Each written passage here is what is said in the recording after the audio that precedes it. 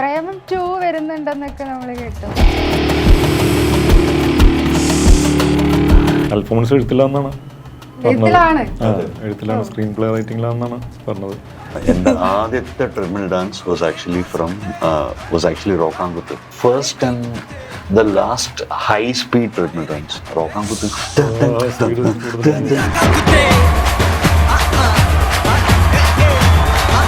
ഹാത്തി കമ്മിയുടെ വിജയിന്റെ റീലുകൾ ചെയ്തത് അത് വിജയ് കണ്ടായിരുന്നു. യെസ് ഇഷ്ട ആദ്യമായിട്ട് കേൾക്കുമ്പോഴേ നമ്മള് നിവിന്റെ ഫോണിലാണ് കേൾക്കുന്നത്. എനർജി ഉണ്ട്, ലിറിക്സ് എന്തൊക്കെ എന്താ സംഭവം എന്നുള്ളൊരു കൺഫ്യൂഷനും പരിപാടിയൊക്കെ ആയിരുന്നു. പക്ഷെ ഞങ്ങൾക്ക് ഭയങ്കര ഉറപ്പായിരുന്നു ഇത് വെറുതെ എവിടെയെങ്കിലും പ്ലേ ചെയ്ത് കഴിഞ്ഞാൽ വെറുതെ നിൽക്കണ പോലും തുള്ളി പോകുന്നുള്ളത്. നമുക്ക് ഈ ഡോസ് കാണാൻ വരുന്ന പ്രേക്ഷകരോട് എന്താണ് പറയാനുള്ളത്? ദയവ് ചെയ്ത് ടിക്കറ്റ് എടുത്ത് തിയേറ്ററിൽ വന്ന സിനിമ കാണണം. കഴിഞ്ഞ വർഷം ഡിറ്റക്റ്റീവ് ഉജ്വലിനാണ് എന്റെ ഇറങ്ങിയത്, ഈ വർഷം ഡോസ് ആണ് ഇറങ്ങുന്നത്. അதையும் தாண்டி புனிதமானது.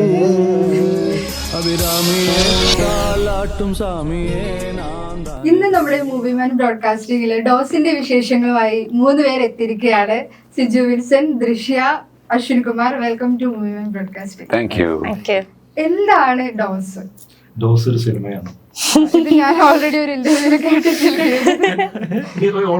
അതെ, ഏതൊരു പടം എന്താണെന്ന് ചോദിച്ചപ്പോ ഒരു സിനിമ ഒരു കൊച്ചുകുട്ടി പറയല്ലേ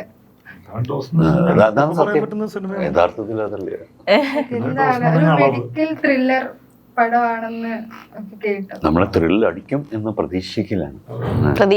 മെഡിക്കൽ ബാക്ക്ഡ്രോപ്പിൽ നടക്കുന്ന ഒരു ക്രൈം ഡ്രാമ മൂവിയാണ്. അപ്പൊ നിങ്ങൾ രണ്ടുപേരും ഹാപ്പി വെഡിങ് കയ്യില്, പിന്നെ ഇതിൽ ഡോസിലും പെയറായിട്ട് തന്നെയാണോ രണ്ടുപേരും?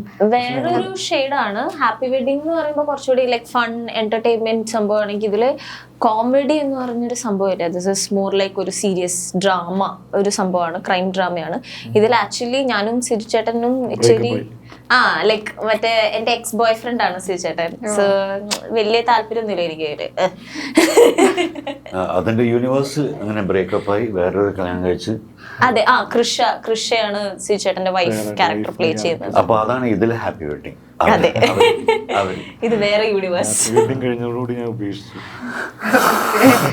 ഇപ്പം അശ്വിൻ ചേട്ടനാണെങ്കിൽ കൂടുതൽ വില്ലൻ കഥാപാത്രങ്ങളാണ് ചെയ്തുകൊണ്ടിരിക്കുന്നത്. നമുക്ക് ആ ഒരു ലുക്കിൽ തന്നെ ഒരു വില്ലൻ ലുക്കും ഉണ്ട്.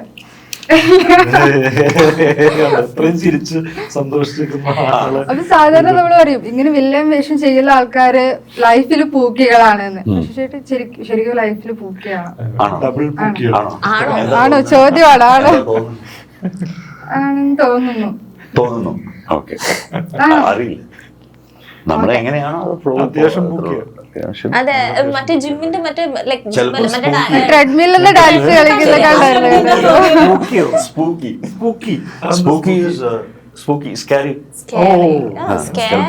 ചിലപ്പോ സ്പൂക്കി. ഓക്കെ, ഈ ട്രെഡ്മില്ലെന്ന് ഡാൻസ് ചെയ്യുന്ന വീഡിയോ ഭയങ്കര വൈറലായി. ഇപ്പൊ കാണാറില്ല വീഡിയോസ് ഒന്നും. എന്നാണ് ആക്ച്വലി ഒരു വീഡിയോ എന്ന സമയത്ത് മറ്റേ കമൽ സാറിന്റെ വീഡിയോ ചെയ്തപ്പോ 2020 ആയിരുന്നു അത്. അത്യാവശ്യം സാറൊക്കെ ഒന്നും റീട്വീറ്റ് ഒക്കെ ചെയ്തിട്ട് ഭയങ്കര ഹാപ്പി ആയിരുന്നു, വൈറലായിരുന്നു, എല്ലാം ഓക്കെ. വീണ്ടും ഒരാളിങ്ങനെ പഴയ വീഡിയോസ് ഒക്കെ ഒന്ന് എടുത്ത് ചുമ്മാ വീഡിയോ റിയാക്ഷൻസ് ഒക്കെ ഇടുമ്പോൾ എൻ്റെ വീഡിയോ തന്നെ ആക്ച്വലി യഥാർത്ഥത്തിൽ 1 മില്യൺ എത്തിയിട്ടില്ല, എൻ്റെ ഒറിജിനൽ വീഡിയോ. പക്ഷെ ഇയാളിട്ട് റീഷെയർ ചെയ്ത് വീഡിയോ റിയാക്ഷൻ ചെയ്തതാണ് ആ പഴയ വീഡിയോയുടെ. ഇത് ഈ വീഡിയോ ഓർമ്മ ഉണ്ടോ, എന്താ വൈറലായിരുന്നു അങ്ങനെയൊക്കെ വീഡിയോ. അത് 7.5 മില്യൺ ആയിപ്പം. അപ്പൊ അങ്ങനെ പിന്നെ എനിക്ക് എന്താ പറയാ, അങ്ങനെ ഇറക്കണം എന്നല്ല, നമുക്ക് തോന്നുമ്പോൾ ചെയ്യുന്ന ഒരു ഇതാണ്. ഒരു ഹാപ്പി ആയിട്ട് ചെയ്യണം, ഒരു മെക്കാനിക്കലായി പോകും.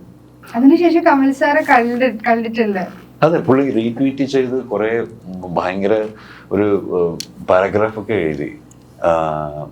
തമിഴിൽ പറയുകയാണെങ്കിൽ കുറച്ച് കോംപ്ലിക്കേറ്റഡ് ആണ് മനസ്സിലാക്കാൻ. പക്ഷെ പുള്ളി പറഞ്ഞത് എല്ലാ ആർട്ടിസ്റ്റിനും ഒരു സംശയം ഉണ്ടാവും, അവരുടെ ജനങ്ങളോ അല്ലെങ്കിൽ ഫാൻസിൻ്റെ അടുത്ത് അവരുടെ വർക്ക് എല്ലാം ശരിക്കും എത്തുന്നുണ്ടോ, അവർ കാണുന്നുണ്ടോ.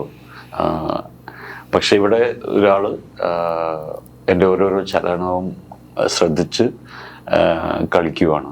അപ്പോൾ ഇന്ന് കൂടുതൽ എന്താണ് ആവശ്യമുള്ളത് ഒരു അച്ഛനെ, വാഴ്ക മകനെ എന്നാണ് ഇട്ടത് ട്വിറ്ററിൽ. അപ്പൊ അന്ന് എനിക്ക് ഓണമൊന്നും ഇറങ്ങിയില്ല അങ്ങനെ.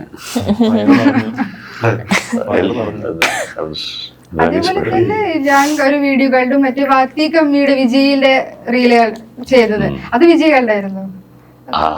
യെസ് ആ യെസ്. ഓ നൈസ്. ഇന്ന് അവിടെ കമൽ സാറിനാരിയായിട്ട് പിന്നെ വേറൊരാൾ എൻ്റെ അടുത്ത് പറഞ്ഞത് അവിടെ കമൽ സാറിനാരിയായിട്ട് കമൽ സാറിനൊരു നൈസ്. അപ്പം സിജു ചേട്ടൻ ഭയങ്കര ചൂസി ആയിട്ട് പടങ്ങൾ ചെയ്യുന്നതെന്ന് ഞാനൊരു ഇന്റർവ്യൂല് കണ്ടിട്ടുണ്ട്. അപ്പം ഈ ഒരു പടത്തിന്റെ സ്ക്രിപ്റ്റ് വന്ന സമയത്ത് അത് കണക്ട് ചെയ്യാനുള്ള കാരണം, അത് ചൂസ് ചെയ്യാനുള്ള ഒരു റീസൺ എന്തായിരുന്നു? സ്ക്രീൻ പ്ലേ ഇൻട്രസ്റ്റിംഗ് ആയിരുന്നു, അതന്നെ എന്നെ ത്രില്ലടിപ്പിച്ചായിരുന്നു. ത്രില്ലറിൽ എപ്പോഴും വരുമ്പോൾ ഹു ആൻഡ് വൈ എന്നുള്ളൊരു ക്വസ്റ്റ്യൻ മാർക്കിലാണല്ലോ. ആരായിരിക്കും ഇതിന്റെ പുറകിൽ, എന്തിനായിരിക്കും എന്നൊക്കെ ഉള്ളൊരു ചോദ്യചിഹ്നമായിരിക്കും. അതിനുള്ള ആൻസർ ആയിരിക്കും ടുവേർഡ്സ് എൻഡ് നമുക്ക് കിട്ടുക. അപ്പോൾ ആ ഒരു ടുവേർഡ്സ് എൻഡ് വരെ നമ്മൾ പിടിച്ചിരുത്താനായിട്ട് ആ സ്ക്രീൻ പ്ലേക്ക് സാധിച്ചിട്ടുണ്ടായിരുന്നു. അത് തന്നെയാണ് എന്നെ ഇതിലേക്ക് അട്രാക്ട് ചെയ്തൊരു ഫാക്ടർ. പിന്നെ പെർഫോമൻസ് എന്താ പറയുക, ഏരിയ അത്യാവശ്യം ഉണ്ടായിരുന്നു. എൻ്റെ ക്യാരക്ടറിന് മാത്രമല്ല, അതിലുള്ള ക്യാരക്ടേഴ്സ് എല്ലാവർക്കും തന്നെ പെർഫോം ചെയ്യാനുള്ള നല്ല സ്പേസ് ഉണ്ടായിരുന്നു. പിന്നെ യൂഷ്വൽ ത്രില്ലർ പോലത്തെ ഒരു സംഭവം കൂടി അല്ലായിരുന്നു. ഒരു മെഡിക്കൽ അല്ലെങ്കിൽ ഒരു ഹോസ്പിറ്റൽ ബാക്ക് ഡ്രോപ്പിൽ വരുന്നൊരു സ്റ്റോറിയും കൂടിയായിരുന്നു. നമ്മളെപ്പോഴും ഈ പറയുന്ന പോലീസ് സീരിയൽ കില്ലർ അങ്ങനത്തെ പരിപാടികളൊക്കെ കാണുന്ന സമയത്ത് വേറെ രീതിയിലുള്ളൊരു ത്രില്ലറായിട്ട് എനിക്ക് ഫീൽ ചെയ്തത്. അതാണ് ഇത് ചൂസ് ചെയ്യാനുള്ള കാരണം. ട്രെയിലർ നോക്കിയ സമയത്ത് ട്രെയിലർ കണ്ടില്ല. അപ്പൊ എനിക്ക് ഡോസ് എന്ന് പറഞ്ഞിട്ട് ഒരു ഡിറ്റക്റ്റീവ് ഉജ്ജ്വലന്റെ ഒരു കണക്ട് ആയിട്ടൊരു ട്രെയിലർ വന്നു. അതായിട്ട് എന്തെങ്കിലും ബന്ധമുണ്ടോ? ആരോ ഫാൻ മെയ്ഡ് ചെന്നപ്പോഴാണ് അറിഞ്ഞത് ഇങ്ങനെ ഒരു ഫാൻ മെയ്ഡ്. അത് ആക്ച്വലി ട്രെയിലർ കണ്ടത്. ഞാൻ ഡോസ് ട്രെയിലർ പക്ഷെ ഓക്കെ, സ്വീറ്റ് ഓഫ് ദം ഓൾസോ ലൈക്ക് ടു യുനോ ഇങ്ങനെ വെറുതെ കുറെ നമ്മുടെ നേരത്തെ മൂവീസ് ഒക്കെ സീൻസ് ഒക്കെ എടുത്തിട്ട് കട്ട് ചെയ്ത് അങ്ങനെ സ്റ്റിച്ച് ചെയ്തെടുത്തേക്കും ട്രെയിലറാണ്. ഒരുപാട് മില്യൺ വ്യൂസോ ട്രെയിലർ ഇറങ്ങിയിട്ടില്ല. ഉടനെ തന്നെ ഇറങ്ങും. ഫാഷൻ ചേട്ടൻ ഇതിലും സീരിയസ് ക്യാരക്ടർ തന്നെയാണോ? ഒരു സീരിയസ് എന്ന് പറഞ്ഞാൽ നമ്മള് സീരിയസിന് ഏതാണ് സീരിയസ് എന്ന് വിളിക്കുന്നത്? അത് സീരിയസ് എന്ന് പറയുമ്പോൾ നമ്മളൊരു ആ ക്യാരക്ടറിന് എന്താണ് ആവശ്യമുള്ളത് അത് മാത്രം നമ്മൾ. അപ്പൊ എന്തായാലും ഇതുപോലത്തെ ഒരു കഥയിൽ ഈ ചിരിക്കാനോ അല്ലെങ്കിൽ ഹാപ്പി ആയിട്ടോ അല്ലെങ്കിൽ അങ്ങനെ ആ ഒരു മൂഡിൽ എന്തായാലും ഉണ്ടാവില്ല ഏത് കാരണം. ഈ സിനിമയിൽ ചിരിക്കാൻ പരിപാടി തന്നെയാണ്. എങ്ങനത്തെ kind of character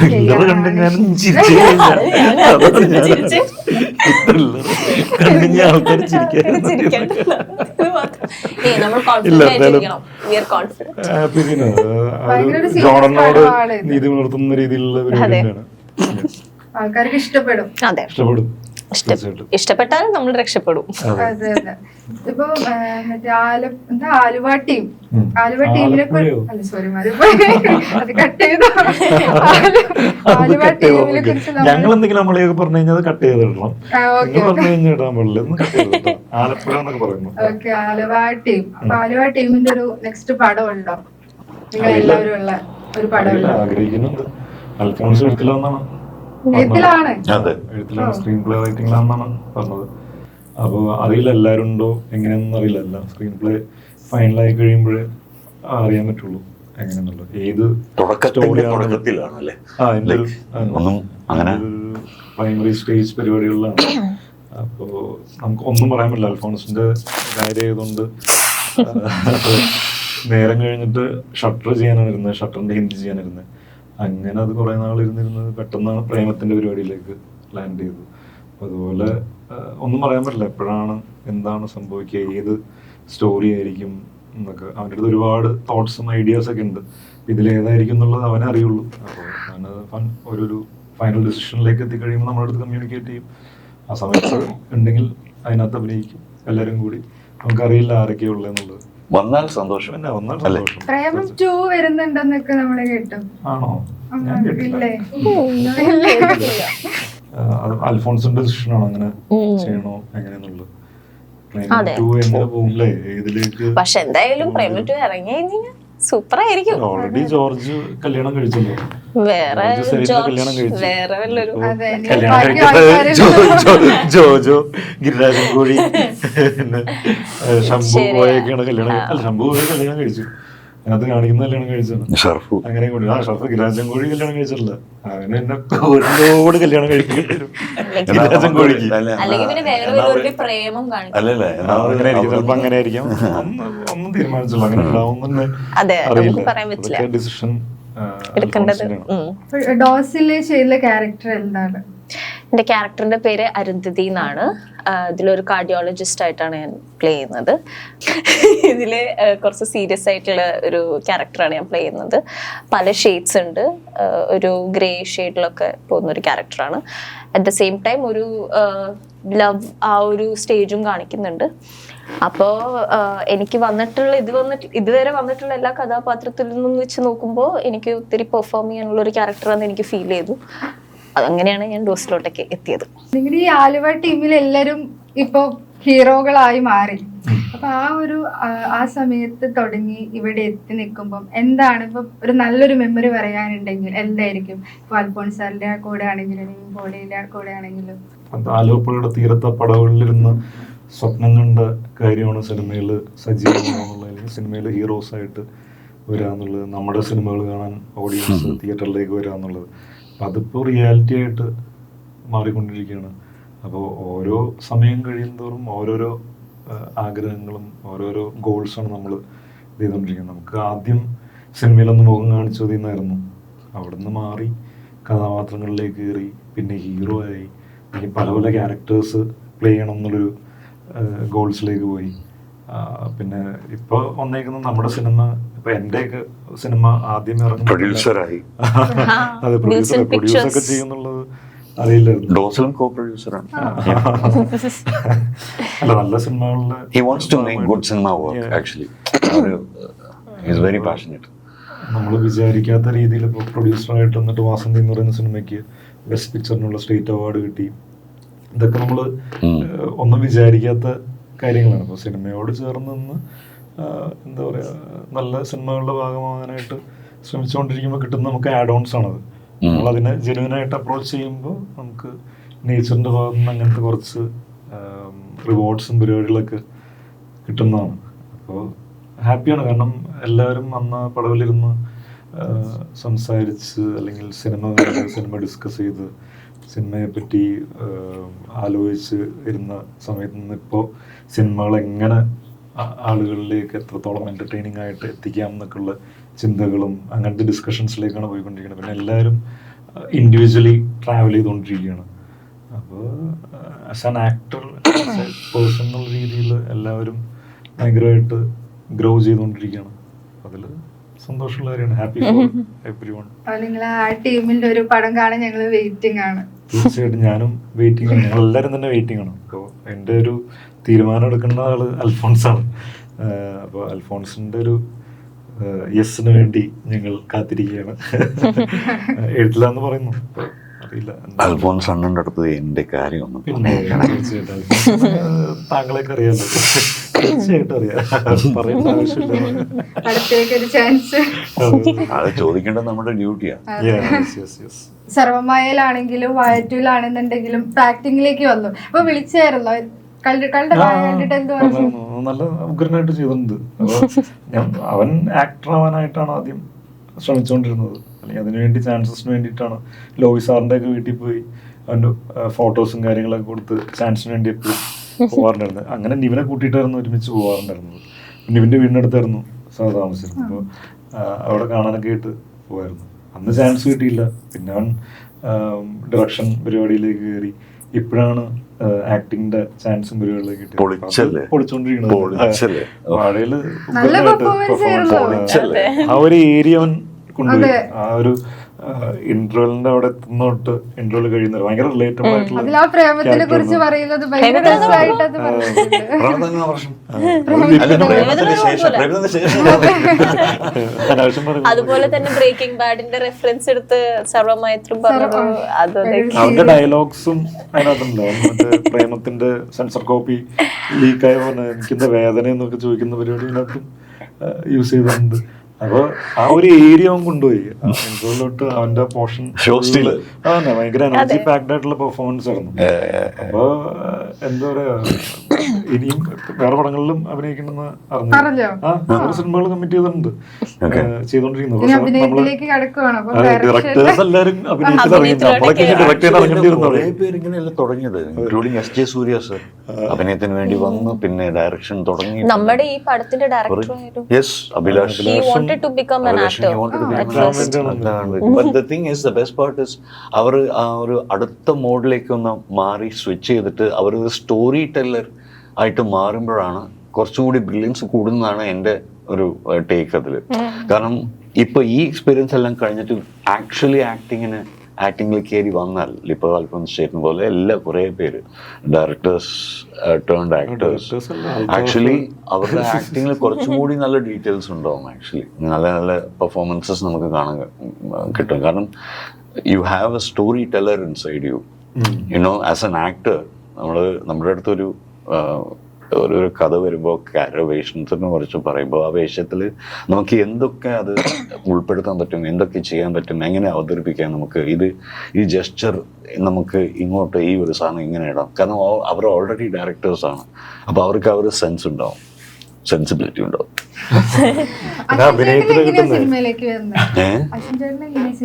short films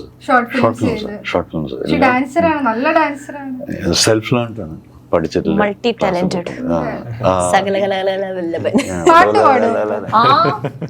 സൂപ്പറായിട്ട് പാട്ട് പാടും. Come on, let's go. Actually, എൻ്റെ ആദ്യത്തെ treadmill dance was actually Rockankuthu. My first treadmill dance, എൻ്റെ ആദ്യത്തെ treadmill dance and the first and the last high speed treadmill dance. അത് ബെൽറ്റ് ഓൾമോസ്റ്റ് 5 സ്പീഡിലാണ്. റോക്കാങ്കുത്ത് ഞാൻ ആ ഒറ്റ ടേക്ക് കഴിഞ്ഞിട്ട് ഇനി വേറെ ടേക്ക് ഇല്ല എന്ന് പറഞ്ഞത് അങ്ങനെ ശവം പോലെ കിടന്നു അങ്ങനെ. So anyways that was like first thing. And also സുമാക്കിര നേരത്തെ ദുബായിൽ ഒരു ഫ്ലാഷ് മോബ് നമ്മൾ നടത്തി ഒരു ഫ്രണ്ടിന്റെ കല്യാണത്തില്. That is around 3.5 million or something. ഒരു ക്ലാസ്മേറ്റിന്റെ വെഡിങ്ങിലാണ്, റിസപ്ഷനിലാണ്. നമ്മൾ ഒരാൾ സ്റ്റേജിൽ നിന്നൊക്കെ ചാടി അവനെ കൊണ്ടുപോകാനൊക്കെ ശ്രമിച്ച്, പിന്നെ നമ്മൾ മറ്റേ എല്ലാവരും ഇങ്ങനെ ജോയിൻ ചെയ്യും, എല്ലാവരും സൂട്ടിൽ. It's a very small world, like എല്ലാം കണക്റ്റഡ് ആണെന്ന് എനിക്ക് തോന്നിയത്. സോ പിസ്ത ആദ്യമായിട്ട് കേൾക്കുമ്പോഴേ നമ്മള് നിവിന്റെ ഫോണിലാണ് കേൾക്കുന്നത്. നിവിന് അയച്ചു കൊടുത്തിട്ട് ഞങ്ങള് തിയേറ്ററിലായിരുന്നു പടം കണ്ടു കഴിഞ്ഞ് എൻ്റെ ഇന്റർവെലിന്റെ ടൈമിൽ എന്താ അൽഫോൺസ് അയച്ചു കൊടുത്തിട്ട് നിവിൻ ഏത് സിനിമയെന്ന് ഓർക്കുന്നില്ല, അപ്പൊ പാട്ട് കേൾക്കണ്ട, പാട്ട് ഞങ്ങൾ കേട്ടിട്ട് ഇതെന്താ, അതായത് എനർജി ഉണ്ട്, ലിറിക്സ് എന്തൊക്കെ എന്താ സംഭവം എന്നുള്ളൊരു കൺഫ്യൂഷനും പരിപാടിയൊക്കെ ആയിരുന്നു. പക്ഷെ ഞങ്ങൾക്ക് ഭയങ്കര ഉറപ്പായിരുന്നു ഇത് വെറുതെ എവിടെയെങ്കിലും പ്ലേ ചെയ്ത് കഴിഞ്ഞാൽ വെറുതെ നിൽക്കണോ പോലും തുള്ളിപ്പോകുന്നുള്ളത് ഭയങ്കര ഇതായിരുന്നു. അത്രയും എനർജിയുടെ സോങ് ആയിരുന്നു. രാജേഷ് അല്ലേ? രാജേഷ്. പിന്നെ എനിക്ക് തോന്നുന്നു at that time I'm sorry, I forgot what I had to say. It's okay, no problem. അപ്പൊ പാട്ട് ഹിന്ദി ഞാൻ ശ്രമിച്ചുകൊണ്ടിരിക്കുകയാണ്. എനിക്ക് മനസ്സിലായി, എനിക്ക് ആ ശ്രമം മനസ്സിലായി ചേട്ടാ. അരമണിക്കൂർ അവൻ ഇനി സമയമുണ്ട്, 2 മിനിറ്റ് നിർത്താതെ പാടിക്കോളാം. അഭിരാമിയെ താലാട്ടു സാമിയെ നാന്താനെ തെരിയുമാ, சிவகாமியே சிவில் நீயும் பாதியே அதுவும் உனக்கு புரியுமா, சுபலாலி லாலியே லாலி லாலியே அபிராமி லாலியே ലാലി ലാലിയേ. രണ്ടും ആയിട്ടില്ല. ശരി, ബാക്കി 2 മിനിറ്റ് നീ പാടും, ബാക്കി 1 മിനിറ്റ് നീ പാടും.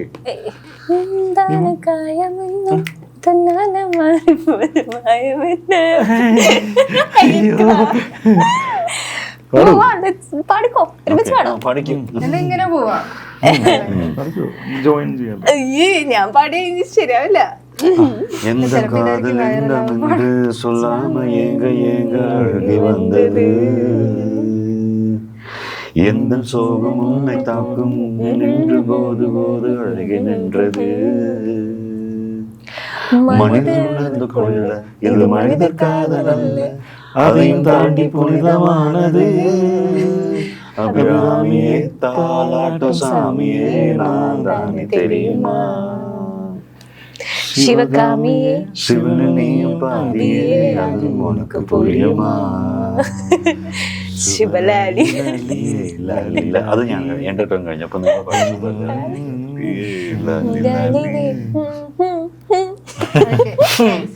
ലാസ്റ്റ് ക്വസ്റ്റ്യൻ, ഈ ഡോസ് കാണാൻ വരുന്ന പ്രേക്ഷകരോട് എന്താണ് പറയാനുള്ളത്? ദയവ് ചെയ്ത് ടിക്കറ്റ് എടുത്ത് തിയേറ്ററിൽ വന്ന സിനിമ കാണണം. കഴിഞ്ഞ വർഷം ഡിറ്റക്റ്റീവ് വിജ്വലിനാണ് എന്റെ ഇറങ്ങിയത്, ഈ വർഷം ഡോസ് ആണ് ഇറങ്ങുന്നത്. അതെ, ചേട്ടൻ സൂപ്പറായിട്ട് പെർഫോം ചെയ്തിട്ടുണ്ട്. എല്ലാവരും നന്നായിട്ട് പെർഫോം ചെയ്യുന്നു. നല്ലൊരു ത്രില്ലിംഗ് എക്സ്പീരിയൻസ് ആയിരിക്കും എന്നുള്ള പ്രതീക്ഷയിലാണ്. അത് ഒറ്റ കാര്യമുള്ളൂ, അതായത് അഭിലാഷ് നമ്മുടെ അടുത്ത് നറേറ്റ് ചെയ്യാൻ വരുമ്പോൾ റെസ്പെക്റ്റീവ്ലി ഇൻഡിവിജ്വലി ഇങ്ങനെ ഒരാളായിട്ട് അത് നറേഷൻ കഴിഞ്ഞിട്ടും നമുക്ക് കിട്ടിയ ഒരു അണ്ടർസ്റ്റാൻഡിങ്ങും ഷൂട്ട് ചെയ്ത സമയത്തും കഴിഞ്ഞിട്ടും നമുക്ക് കിട്ടിയ ആ ഒരു സംതൃപ്തിയും കുറച്ച് കൺവിൻസിങ് ആണ് നമുക്ക് ആദ്യം. അപ്പോൾ അതുകൊണ്ടാണ് ആ കൺവിക്ഷനിലാണ് പറയുന്നത്, നിങ്ങൾ ശരിക്കും ഒരു നല്ല സബ്ജക്റ്റുള്ള നല്ല ഫീലുള്ള നല്ല ഫീൽ എന്ന് പറഞ്ഞാൽ നല്ല ആ ഒരു ത്രില്ലർ ഫീലുള്ള ഒരു സാധനം, ഒരു ഇതുണ്ട്, നല്ല മോഡലാണ്. അപ്പോൾ ആ സബ്ജക്റ്റും സ്ക്രീൻ പ്ലേ എല്ലാം കൂടി ഒരുമിച്ച് വരുമ്പോൾ I think sound department Gopi ചേട്ടനാണ് നമ്മുടെ മ്യൂസിക് ചെയ്യുന്നത്. അപ്പോൾ അതും മ്യൂസിക്കിലും കുറച്ച് സ്പെഷ്യലാണ്. നമ്മുടെ DOP Vishnu Prasad so frames ആണ്, ഫാന്റാസ്റ്റിക് വിഷ്വൽസ് ആണ്. എനിക്ക് വിഷ്വൽസ് ഒരുപാട് ഇഷ്ടപ്പെട്ടു. മ്യൂസിക് ചെയ്തിട്ടുള്ളത് അതെ അതെ, അങ്ങനെ കുറെ പേര് നല്ല നല്ല ജഗദീഷ് ചേട്ടൻ മറക്കാൻ പറ്റില്ല, കൃഷ, അങ്ങനെ കുറെ നല്ല ആർട്ടിസ്റ്റുകളുണ്ട്. നല്ല പെർഫോമൻസസ് എക്സ്പെക്ട് ചെയ്യാം, നല്ല കഥ എക്സ്പെക്ട് ചെയ്യാം, നല്ല സ്ക്രീൻ പ്ലേ എക്സ്പെക്ട് ചെയ്യാം. ഒരു നല്ല ഡീസന്റ് ത്രില്ലർ നിങ്ങൾക്ക് എക്സ്പെക്ട് ചെയ്യാം. അതെ, തിയേറ്ററിൽ പോയി കാണുക. യെസ്, നമ്മുടെ പടം വിജയിപ്പിക്കണം. അപ്പൊ ഉടനെ തന്നെ ഡോസ് തിയേറ്ററിൽ എത്തും. എല്ലാവർക്കും റിലേറ്റ് ചെയ്യാൻ പറ്റുന്ന ഒരു നല്ല സ്റ്റോറി ആയിരിക്കും. അപ്പൊ എല്ലാവരും തിയേറ്ററിൽ പോയി കാണാൻ റെസ്പോൺസ് അറിയിക്കുക. Thank you.